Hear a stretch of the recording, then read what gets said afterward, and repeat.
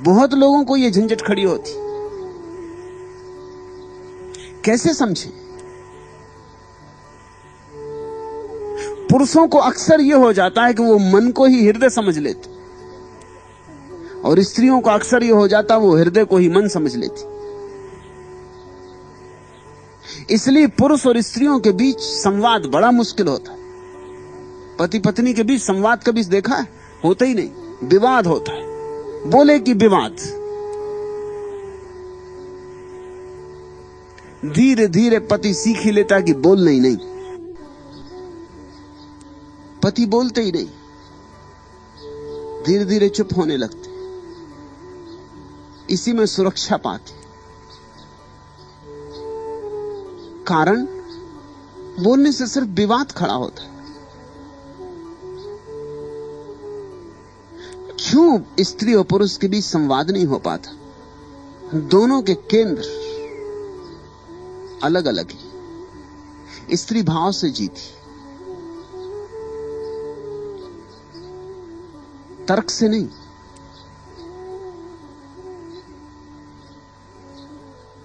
पुरुष तर्क से चलता है, विचार से चलता है, गणित से चलता है।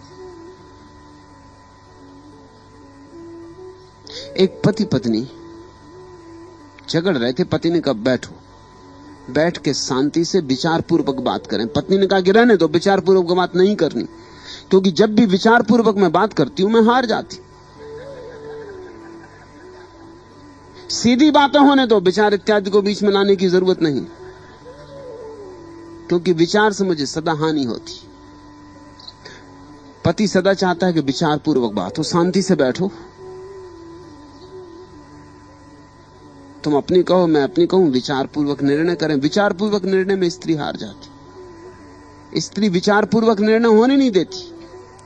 तुम विचार कर रहे हो, वो रोना शुरू कर देती। अब कोई सामने बैठ कर रो रहा हो, विचार कैसे करोगे?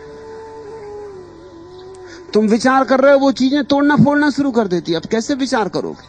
वो सिर्फ विचार में बाधा डाल रही। वो ये करेगी विचार नहीं चलने देंगे, क्योंकि विचार जब भी करो तभी हार हो जाती।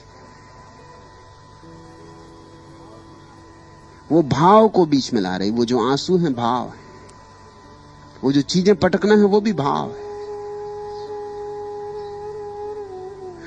वो तुम्हें उद्विग्न कर रही, वो तुम्हें मस्तिष्क से कह रही उतरो नीचे।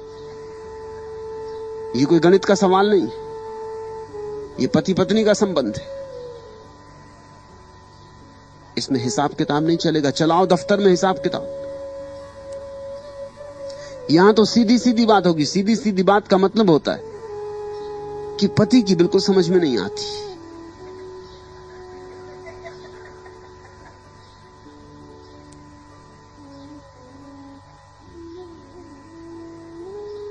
भाव का एक अलग लोक है, तर्क का एक अलग लोक है, और बातें बहुत साफ हैं। अड़चन इसलिए पैदा हो जाती है कि हमें बचपन से कभी साफ साफ बताया नहीं जाता, स्पष्ट नहीं किया जाता। हमारे विद्यापीठ हृदय को कोई ध्यान नहीं देते। सम्यक शिक्षा कभी अगर होगी दुनिया में तो हम लोगों को बुद्धि को निष्णात करने की कला तो सिखाएंगे ही, हृदय को निखारने की कला भी सिखाएंगे। इतना ही नहीं, हम उनको यह भी समझाएंगे कि कब हृदय में उतरो, कब बुद्धि में जाओ, कहां किसकी जरूरत है। जब दुकान पर बैठे हो, बाजार में काम कर रहे हो, तो एक बात, जब घर आए हो, अपने बेटे से बात कर रहे हो या अपनी पत्नी से बात कर रहे हो, तो दूसरी दुनिया है। यहां उपकरण हृदय का काम आएगा। जब परमात्मा के सामने मंदिर में झुके हो तो यहां तर्क इत्यादि को हटा दो,